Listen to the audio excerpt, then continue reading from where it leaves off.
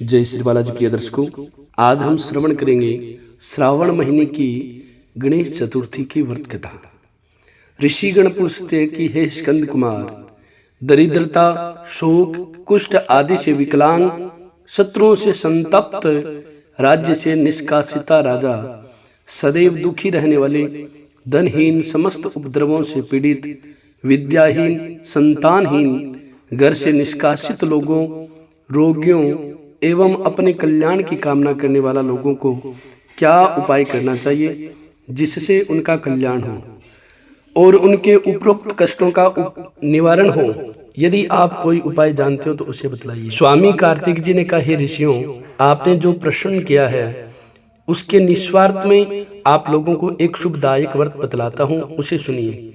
इस व्रत के करने से पृथ्वी के समस्त प्राणी सभी संकटों से मुक्त हो जाते हैं। यह व्रतराज महापुण्यकारी एवं मानवों की सभी कार्यों में सफलता प्रदान करने वाला है। विशेषतया यदि इस व्रत को महिलाएं करें तो उन्हें संतान एवं सौभाग्य की वृद्धि होती है।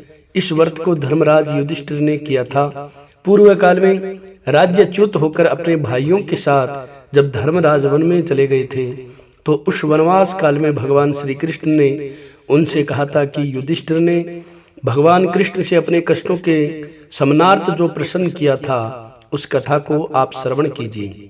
युधिष्ठिर पूछते कि हे पुरुषोत्तम, ऐसा कौन सा उपाय है जिससे हम वर्तमान संकटों से मुक्त हो सके। हे गदाधर, आप सर्वज्ञ हैं, हम लोगों को आगे अब किसी प्रकार का कष्ट न भुगतना पड़े, ऐसा उपाय बतलाइए। स्कंद कुमार जी कहते हैं कि जब धैर्यवान युधिष्ठिर विनम्र भाव से हाथ जोड़कर बारंबार अपने कष्टों के निवारण का उपाय पूछने लगे तो भगवान ऋषिकेश ने कहा, श्री कृष्ण जी ने कहा कि हे राजन, संपूर्ण कामनाओं को पूर्ण करने वाला एक बहुत बड़ा गुप्त व्रत है। हे पुरुषोत्तम, इस व्रत के संबंध में मैंने आज तक किसी को नहीं बतलाया है। हे राजन, प्राचीन काल में सतयुग की बात है कि पर्वतराज हिमाचल की सुंदर कन्या पार्वती ने शंकर जी को पति रूप में प्राप्त करने के लिए गहन वन में जाकर कठोर तपस्या की, परंतु भगवान शिव प्रसन्न होकर प्रकट नहीं हुए। तब शैल तनया पार्वती जी ने अनादि काल से विद्यमान गणेश जी का स्मरण किया। गणेश जी को उसी क्षण प्रकट देखकर पार्वती जी ने पूछा कि मैंने कुटीर, दुर्लभ एवं लोम हर्षक तपस्या की, किंतु अपने प्रिय भगवान शिव को प्राप्त न कर सकी। वह कष्ट विनायक दिव्य व्रत जिसे नारद जी ने कहा और जो आपका ही व्रत है, उस प्राचीन व्रत के तत्व को आप मुझसे कहिए। पार्वती जी की बात सुनकर तत्कालीन सिद्धि दाता गणेश जी उस कष्टनाशक शुभदायक व्रत को प्रेम से वर्णन करने लगे। गणेश जी ने कहा, हे अतल सुते, अत्यंत पुण्यकारी एवं समस्त कष्ट नाशक व्रत को कीजिए। इसके करने से आपकी सभी आकांक्षाएं पूर्ण होगी और जो व्यक्ति इस व्रत को करेंगे उन्हें भी सफलता मिलेगी। हे देवादिदेवेश्वरी, श्रावण के कृष्ण चतुर्थी की रात्रि में चंद्रोदय होने पर पूजन करना चाहिए। उस दिन प्रातः कृत्य से निपटकर मन में संकल्प करे कि जब तक चंद्रोदय नहीं होगा मैं निराहार रहूंगी।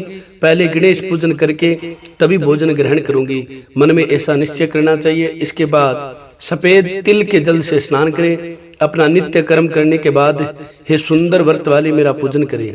यदि सामर्थ्य हो तो प्रतिमा स्वर्ण की मूर्ति का पूजन करें। अपनी शक्ति के अनुसार सोने, चांदी, तांबी अथवा मिट्टी के कलश में जल भरकर उस पर गणेश जी की प्रतिमा स्थापित करें।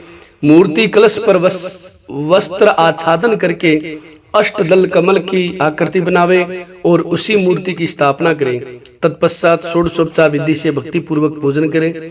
मूर्ति का ध्यान इस प्रकार करें, हे लंबोदर, चार भुजा वाले, तीन नेत्र वाले, लाल रंग वाले, हे नीलवर्ण वाले, शोभा के भंडार, प्रसन्न मुख वाले गणेश जी मैं आपको ध्यान करता हूँ या करती हूँ। हे गजानन, मैं आपका आवाहन करता हूँ। हे विघ्नराज, आपको प्रणाम करता हूँ। यह आसन है। हे लंबोदर, ये आपके लिए पाद्य है। हे शंकरस्वन, ये आपके लिए अर्घ्य है। उमापुत्र, हे उमापुत्र, यह आपके स्नानार्थ जल है।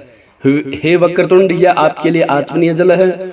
हे शूर्पकर्ण, यह आपके लिए वस्त्र है। हे कुब्ज, यह आपके लिए यज्ञोपवीत है। हे गणेश्वर, यह आपके लिए रोली चंदन है।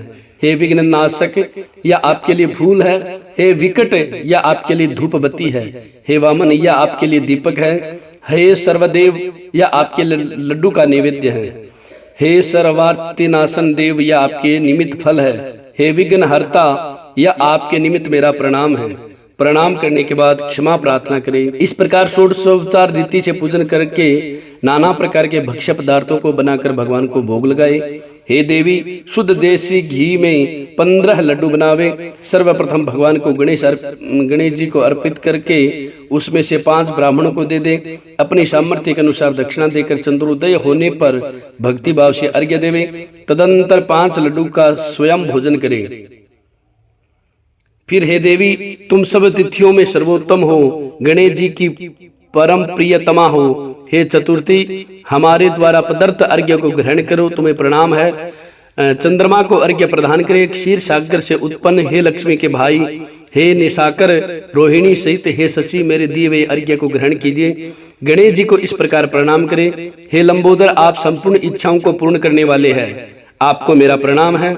हे समस्त विघ्नों के नाशक, आप मेरी अभिलाषाओं को पूर्ण करें। तत्पश्चात ब्राह्मण की प्रार्थना करें। हे द्विजराज, आपको नमस्कार है, आप साक्षात दिव्य स्वरूप है।